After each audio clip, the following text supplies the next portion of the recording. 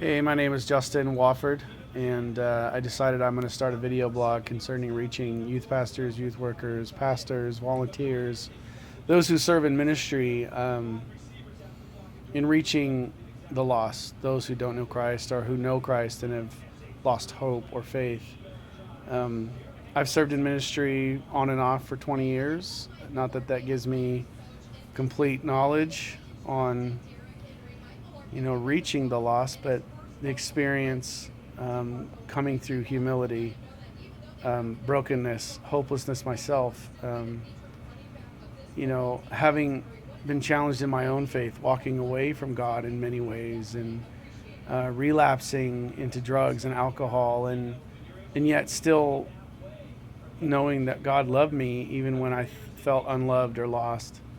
Um, and maybe that does give me a greater insight into reaching those who need unconditional love and grace. Um, but that's my prayer, that the Holy Spirit would use this video to um, give you insight, courage, um, trusting in faith that God would lead you to those places that a lot don't want to go or choose to go.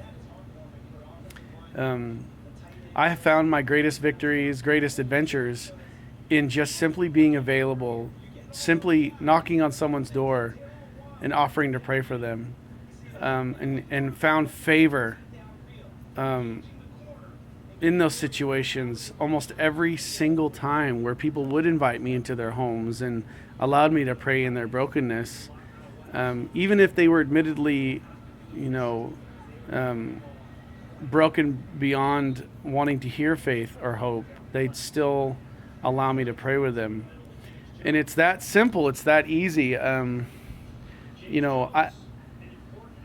There's nothing I would rather do than to live in that moment. That for me is a sweet spot. It's a place that I want to remain available to. And yet, my hope in this is that as you would step out in faith in reaching those who are the least and the most lost, that you would step out and begin to live that adventure in which God would have you be a part of.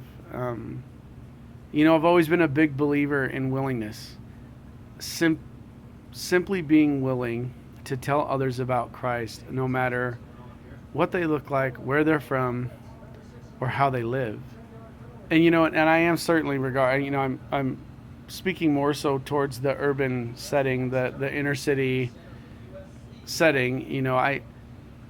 There's so many different instances where, for example, I was leaving church one day, and there was a family that had been set out on the curb. It looked like a mom, a grandmother, several kids and a baby from this motel, and they just had all their belongings on the curb. And as I drove by them, I heard the Holy Spirit say, "Justin, I'm asking you to do something here." And I knew that meant something financially for me to, maybe put them in a room for the night or something, but I didn't want to. And so I remember I drove by them, and the Holy Spirit, the Lord was like, "Justin," just a very subtle, "Are you willing? Are you willing?" And it was, impossible to argue with that. I remember, I made a U-turn, and I drove, it can make you really anxious in those moments, not knowing these people, and my heart was pounding, and yet I've done this a lot in the past. So I drove in, and I went into the manager's office. It was like the slumlord motel in the area that I minister in, and I just spoke with the manager. I was like, "Hey, can you tell me something about this family? It's on the curb." And he just went on this, told me this big story about how they don't pay rent, and I'm sure he was, frustrated that they weren't, and that he had tried to keep them there as long as he could, and he felt bad that there was a family with a baby, but he just couldn't keep them there any longer. And so I just went outside, and I approached the grandmother out of respect, her being the eldest there, and I just said, "Look, I know you don't know me. I felt like God asked me to pull over and help you." I said, "I don't know if you'd be willing, but I would put you in a motel for the night, and it might somehow help, but it's the best I can do. And in that moment, the grandmother just instantly starts crying.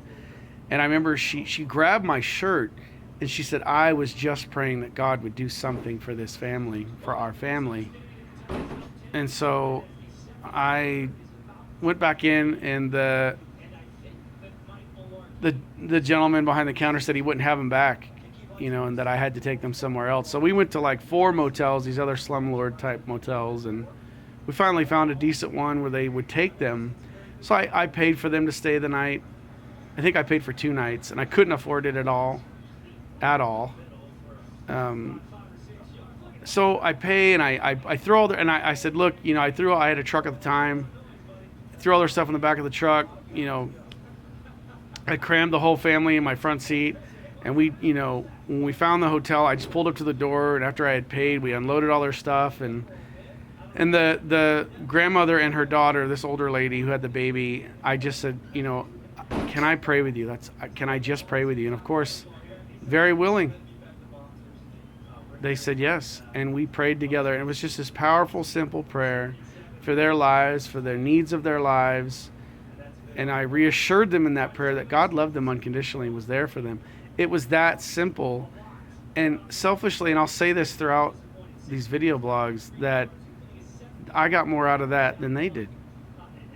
God blessed me in that moment more so than I could have ever blessed them, because God used me in my willingness to just simply provide a need, even it wasn't long term, but just to love them where they were at through Christ's love. And so, those are the kind of stories that I'd like to share with you. And that's just one of hundreds of stories that I have that God has allowed me to, just out of willingness, not that I'm all that or perfect, or deserve a pat on the back. And that's certainly not why I'm doing this video. It's just, my hope is that the Holy Spirit would inspire you. The Lord would inspire you to be willing. So this is the first in many videos that I hope to share with you. Thank you.